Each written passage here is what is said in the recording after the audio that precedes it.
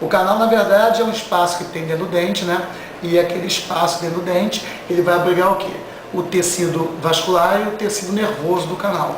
Se vocês não sabem, por exemplo, o que acontece? A polpa é um dos tecidos mais inteligentes que tem. Simplesmente você só tem que tirar a polpa, porque a polpa passa por todo um processo quando ela sofre algum trauma. Ela passa por inflamação, dor, rubor, calor, tumor e alteração de função. O que acontece? Chega um estágio, a polpa aumenta de tamanho. Como ela se comprime nas paredes do canal e não tem para onde ela expandir, aí acontece que o paciente sente dor. Sentindo dor, você tem que tirar aquela polpa, não tem como completar o ciclo da inflamação. Por isso que a gente extirpa a polpa. E ela pode estar viva como pode estar morta também, a polpa pode vir também a morrer futuramente. Então, na verdade, quando você trata o canal, você quer preencher aquele espaço ali dentro, quem quiser abrigava a polpa, né? Abrigava a polpa e o tecido nervoso, a gente chama o tecido vascular, o tecido nervoso, né? A gente tem que fechar aquilo ali exatamente porque se você deixar aberto, o que vai acontecer? O periodonto, que é a parte de fora, tá? Como o dente possui no espaço dentino inúmeros canalículos, aqueles canalículos fazem o quê? Que haja troca de fluidos do meio interno, que é o espaço do canal radicular, para o meio externo, que é o periodonto. E nessa troca de fluidos, vão passar o quê? Vai passar não somente fluidos, assim dizer, fluidos que não tenham grande problema, vão passar também fluidos nocivos e também bactérias. E uma vez ela se alojando dentro do dente, sendo o espaço vazio, ela vai produzir o que? Produz substrato, essas coisas todas, e com o passar do tempo desenvolve, além de processos periclíticos, tipo cisto, tipo granuloma, tecidos assim, com células diferentes naquela região de osso alveolar, substituindo o osso, como ela pode produzir também dor. O que acontece? Aquilo aí é produzido substrato, vai produzindo até que um momento aquilo fica sob pressão e aí o paciente vem a sentir dor. Por isso que a gente tem que abrir e tratar o canal.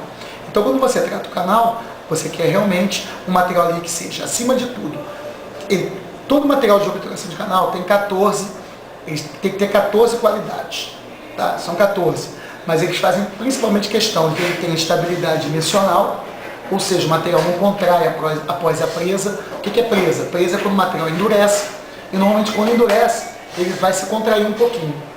Ele se contraindo um pouquinho, entendeu? Vão ficar o quê? Espaço dentro daquilo ali. Então tem que contrair o mínimo possível. Ao nome disso a gente dá estabilidade dimensional. O cimento tem que ter estabilidade dimensional, e além de estabilidade dimensional, ele tem que ter o quê? Biocompatibilidade. Ou seja, ele tem que ser compatível com aquilo tudo que está lá embaixo, para que as células possam promover o quê? O regeneramento disso aí.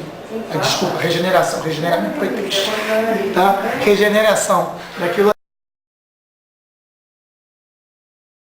Então, como é que se promove essa regeneração? Exatamente se fechando. Lá embaixo do dente, naquela pontinha final do dente, tem um buraquinho que a gente chama de forame apical. Através desse forame, é por onde entra dentro da cavidade pulpar o tecido pulpar, ok? Então tem que promover esse fechamento. E como é que se fecha isso aí? Toda vez que o dente, a gente fala uma coisa chamada biopectomia, quando o canal ainda está vivo. Você tira aquilo dentro do canal e lá embaixo, quase na finalzinho daquilo ali, da pontinha do dente, que a gente chama de radicular, já entrando no osso, aquilo ali vai ter um tecido ainda. E o que vai acontecer com esse cimento, com esse material? Esse material vai induzir uma reação inflamatória a esse tecido, e a partir da reação inflamatória, esse tecido, que é um tecido altamente, é um tecido conjuntivo de origem mesenquimal, é um tecido altamente inteligente, vai acontecer o quê? Ele vai, a partir dessa inflamação, ele vai produzir células que são responsáveis pela formação de um novo cemento. É um tecido cementoide que vai fechar esse forame apical. Ok? Vai fechar esse buraquinho. É um cimento igualzinho ao do dente? Não. É um cimento diferente do que tem no dente. As células são diferentes. É chamado até de um cimento acelular. Tá? É um cimento meio diferente do que a gente encontra no nosso dente de origem. Isso quando o dente está vivo. E quando o dente está morto? Quando morreu o dente, não tem mais canal nem nada, o que vai acontecer com esse tecido aí? Tá? Esse tecido, logicamente, não vai existir. Então, como é que você vai fazer a regeneração? A preocupação desses cimentos que a gente usa, e desse material sólido também, que junto com o cimento vai fechar o canal radicular, esse material sólido a gente chama de gutapercha, é uma resina de origem epóxi. O que vai acontecer? Esse cimento vai promover o quê? A qualidade do cimento, como ele é biocompatível, ele tem que ser o quê? Alcalino. Que bactéria cresce em quê? Meio acidogênico. Então ele vai alcalinizar toda aquela área, ele alcalinizando aquela área, vai acontecer o quê? Obliterando o canal inteiro. Quando chegar lá embaixo, naquele finalzinho do dente, que a gente chama no ápice, naquela pontinha do forame, aquela área vai estar alcalina. Então o que acontece? Se ficar alguma bactéria remanescente, porque mesmo depois do tratamento de canal, ele não fica livre de toda forma de bactéria. Você deixa lá dentro, englobada pela obturação, e algum micro-organismo que você não consiga remover, principalmente o caso de anaeróbios, tipo Enterococcus fecalis, o que vai acontecer? Ele vai ficar lá dentro totalmente inativo, e ele ficando inativo, ele não vai ter substrato. Ele não tendo substrato, ele não vai promover o quê? Promover o quê? Toxina. Ele não vai ter como produzir toxina. Então ele vai ficar parado, como se você estivesse brincando de estátua.